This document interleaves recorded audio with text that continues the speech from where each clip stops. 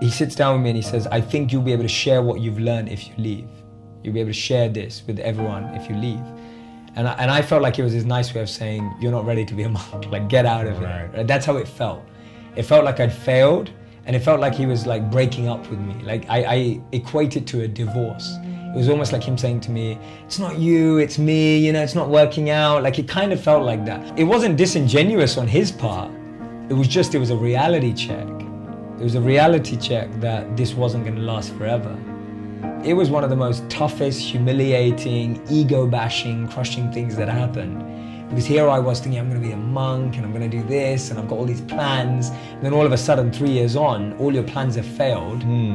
I've got no money, I've rejected all my corporate job offers, and I moved back in with my parents 5 years ago with $25,000 worth of debt.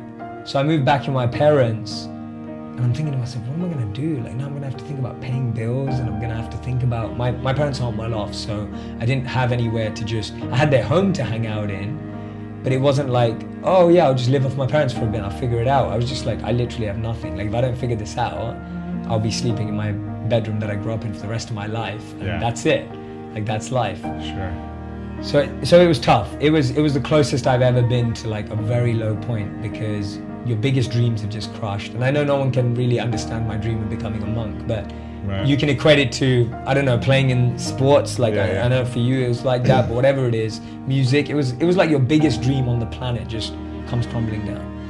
And I felt it hurt, it really hurt. And it hurt the ego, because all my friends or family who I just about convinced that I was becoming a monk, when I was coming back, they were all like, wow, I thought you were gonna be a monk, what are you doing? I had that moment where I had to decide. I was like, wait a minute, I've been taught how to deal with anxiety, pain, pressure, and everything as a monk.